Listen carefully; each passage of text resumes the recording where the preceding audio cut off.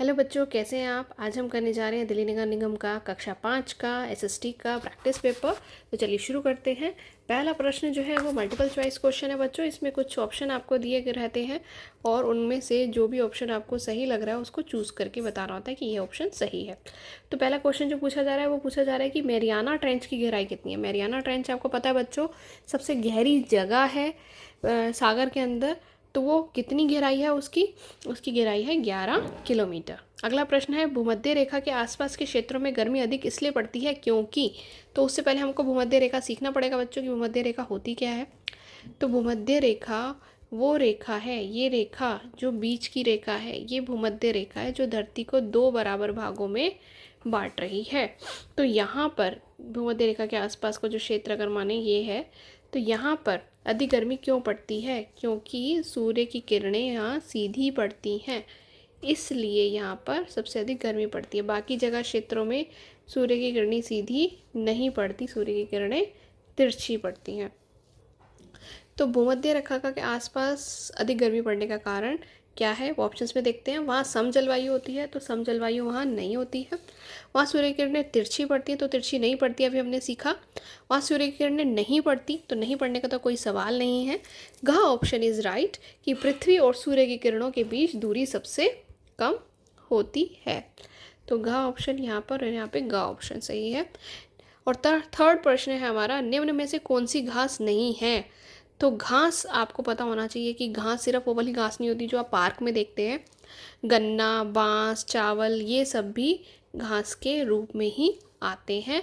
और कौन सी घास नहीं है फिर, आलू जो है वो एक घास नहीं है।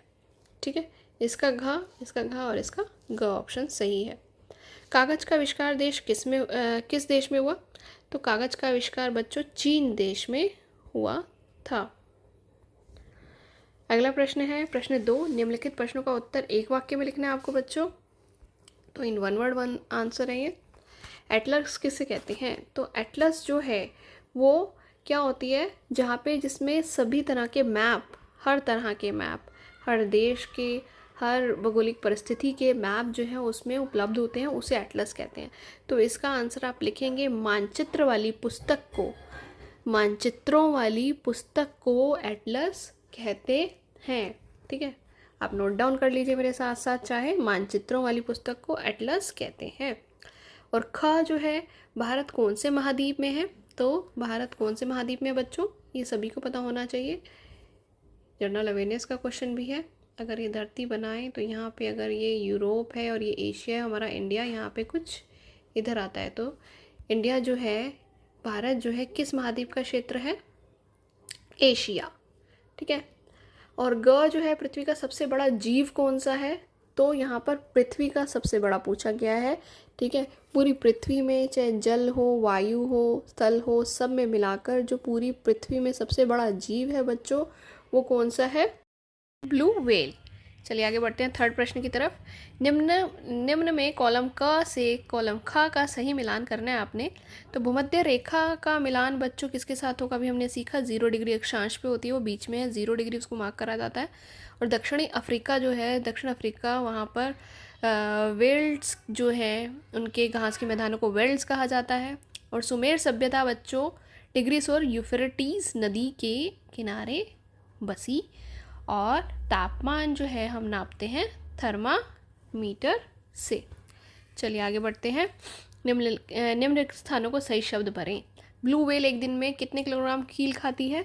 तो बच्चों कितने किलोग्राम कील खाती है ब्लू व्हेल, वो खाती है 4000 किलोग्राम। ठीक है। और भूमध्य रेखा की लंबाई कितने किलोमीटर है। हाँ, तो बच्चों भूमध्य रेखा की लंबाई जो है 62,255 किलोमीटर है। और अगला प्रश्न है, उत्तरी ध्रुव पर पहुंचने वाले सबसे पहले व्यक्ति का नाम क्या है।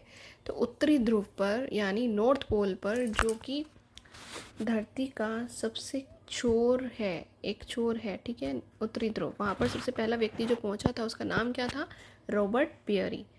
और अगला प्रश्न देखते हैं बच्चों, विश्व की सबसे ऊंचे पर्वत शिखर का नाम क्या है।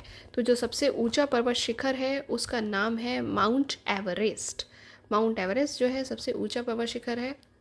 जो कि एशिया महाद्वीप में ही पड़ता है। सही गलत की ओर बढ़ते हैं। अंतर्राष्ट्रीय तिथि रेखा समय निर्धारित करती है। यहाँ देखेंगे बच्चों कि जो लॉन्गिट्यूडनल लाइंस हैं, ठीक है, लॉन्गिट्यूडनल लाइंस जो हैं उसमें जो ये रेखा है, बीच वाली रेखा जिसको 0 डिग्री अक्षांश में मार्क दिया जाता है, इससे जो है अंतर्राष्ट्रीय तिथि रेखा भी कहा जाता है। क्यों कहा जाता है? क्योंकि यहीं से ईस्ट की सभी कंट्रीज़ का समय तय होता है और वेस्ट की सभी कंट्रीज़ का समय तय होता है। ईस्ट की कंट्री का समय के लिए प्लस करा जाता है और वेस्ट की कंट्रीज़ के लिए माइनस करा जाता है समय पता लगाने के लिए। चलिए आगे देखते हैं। तो अंतर्राष्ट्रीय तिथि रेखा समय निर्धारित करती है, तो ये बात सही है कि हाँ, अंतर्राष्ट्रीय तिथि रेखा समय भी निर्धारित करती है। और अक्षांश रेखा का दूसरा नाम देशांतर रेखा है। अक्षांश रेखा का दूसरा नाम देशांतर रेखा है, तो ये बात बिल्कुल गलत है। अक्षांश रेखा का नाम देशांतर रेखा नहीं है। अक्ष रेखाएं जो होती हैं वो इनको कहते हैं, ठीक है, जो समानांतर होती हैं, और जो देशांतर होती हैं वो अभी हमने देखी, वो देश का अंतर बताती हैं, ठीक है, और वो नहीं है उसका नाम, तो ये गलत है, ठीक है। सेकंड वाला ऑप्शन गलत है। और थर्ड है, अंतरिक्ष से पृथ्वी लाल गेंद की तरह दिखाई देती है। अरे नहीं भाई, लाल गेंद कहाँ से दिखाई देती है? नीली गेंद ही तो दिखती है, क्योंकि पानी नीला नीला है और सारी पृथ्वी नीली दिखाई देती है, जो कि हम ग्लोब में भी आपको दिखाते हैं, वो नीली दिखाई देती है ना। तो हम एशिया महाद्वीप में रहते हैं, ये बात सही है गलत? ऑब्वियसली अगर हम इंडियन से पूछा जा रहा है ये तो बिल्कुल सही है, हम एशिया महाद्वीप में रहते हैं। तो मानचित्र में निम्न को दर्शाना है। ये बच्चों आपको मानचित्र लेकर ही करना पड़ेगा। आपको इसमें विश्व का मानचित्र लेना है और उसमें आपको वह महासागर जिसके नाम पर हमारा देश का नाम रखा गया है, तो वो नाम है हिंद महासागर। बच्चों आप देख लेंगे एशिया महाद्वीप के जस्ट नीचे है, यहाँ पर ही पड़ता है इधर की तरफ मानचित्र में, यहाँ आप उसको दर्शाएंगे। और मंगोलिया जो है उसको आपको दर्शाना है मानचित्र में, तो ये आप खुद ही दर्शाइए बेटा। ये जो मैदान का चैप्टर था उसमें है घास के मैदान, वहाँ पे से आप देख सकते हैं। प्रश्न 7 जो है, दिन और रात कैसे बनते हैं? तो दिन और रात कैसे बनते हैं, बहुत ही सिंपल सी बात है बेटा।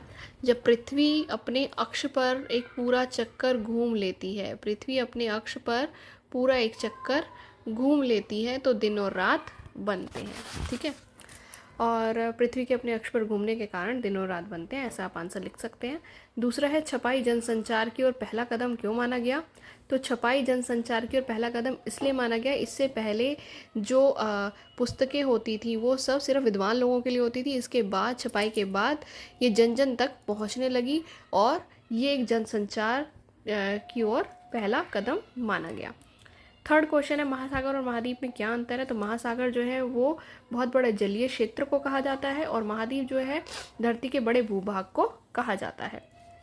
चलिए बड़ा प्रश्न देखते हैं, जो दीर्घ उत्तरीय प्रश्न है कि सभी सभ्यताएं किसी न किसी नदी के किनारे विकसित हुई, इसके पीछे क्या कारण हो सकते हैं? विस्तार से लिखना है कि सभी सभ्यताएं, जितने भी सभ्यताएं, सुमेर सभ्यता हुई, मेसोपोटामिया सभ्यता हुई और हड़प्पन सभ्यता हुई, ये सब सभ्यताएं जो हैं क्यों किसी नदी के किनारे बसी? ये इसलिए बसी क्योंकि नदी के पास रहना जीवन के लिए, जो पानी है वो बहुत ही महत्वपूर्ण है जीने के लिए, मनुष्य के लिए। तो पहले इतनी सुविधाएं उपलब्ध नहीं थी कि जिससे पानी, अगर नदी जो है वह दूर भी हो तो हम उसको पानी जो है खींच के लेके आ सकें। तो नदी पास होने की वजह से पानी का मिलना आसानी से संभव हो सकता था, इसीलिए सभी सभ्यताएं जो हैं नदी के किनारे बसी। चलिए आगे हम इंग्लिश मीडियम का पेपर भी देख लेते हैं, जो बच्चे इंग्लिश मीडियम के हैं। चलिए देखते हैं। ऑप्शंस में तो बेटा वो सही सेम ही रहेगा कि जो डेप्थ जो है मैरिना ट्रेंच की वो 11 किलोमीटर ही है और the distance between the rays and sun earth is the shortest, इसका आंसर है। और इसका आंसर पोटैटो है और इसका आंसर चाइना है बच्चों। तो what is Atlas? The books contain maps is called Atlas. India is in which continent? India कौन से महाद्वीप में है? Is in Asia. So which is the largest animal on earth? It's blue whale. And matching तो बच्चों बिल्कुल same ही रहेगी, तो आप खुद भी कर सकते हो। इक्वेटर जो है 0 डिग्री लैटिट्यूड पे है, साउथ अफ्रीका कि ग्रासलैंड्स को हम वेल्ड कहते हैं। सुमेर सिविलाइजेशन जो थी वो टिग्रीज और यूरेफिट्स रिवर के आसपास बसी, और टेम्परेचर जो है हम थर्मामीटर से नापते हैं बच्चों। इसके ऑप्शंस में ऊपर नीचे दिए गए हैं हिंदी और इंग्लिश के, तो ये भी ध्यान दे लीजिएगा। और फिलप्स जो है ब्लू व्हेल ईट्स कितने किलोग्राम क्रील बेटा? 4000 हम पढ़ चुके हैं। The length of the equator कितने किलोमीटर में है बेटा? हमने पढ़ा इक्वेटर की लेंथ जो है बेटा 62,255 किलोमीटर। ओके, ये सेकंड का ऑप्शन है, आंसर है, सॉरी।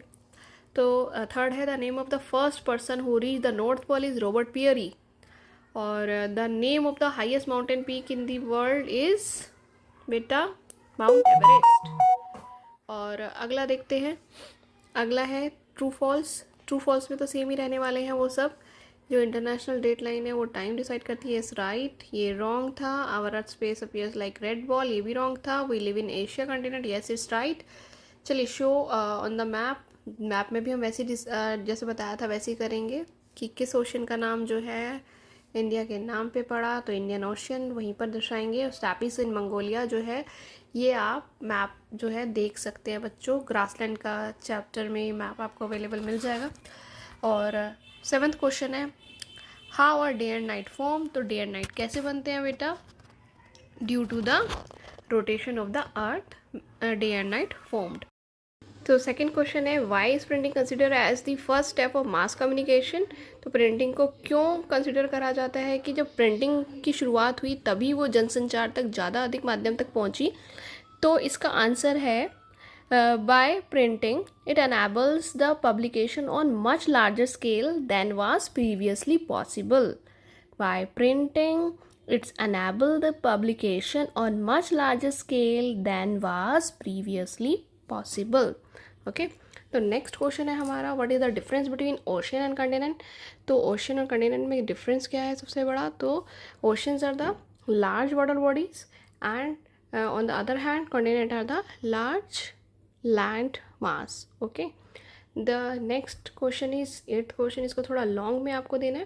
तो all civilization developed on the banks of the river, what could be the reason behind them, write in detail। तो रिवर के आसपास ही क्यों बसे शहर, इसको डिटेल में बताना है।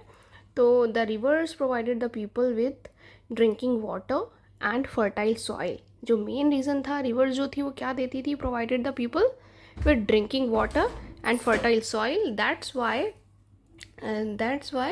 The civilizations developed on the banks of the river. Thank you, इतना ही था हमारा ये वर्कशीट। जल्दी हम और वर्कशीट भी लेकर आ रहे हैं, तो इसके लिए आपको सब्सक्राइब करना पड़ेगा और सब्सक्राइब के लिए बेल आइकन भी साथ में दबाना पड़ेगा, जिससे कि आपको इन फ्यूचर पता लग जाए कि कौन कौन सी नई नई वर्कशीट आ रही हैं। धन्यवाद।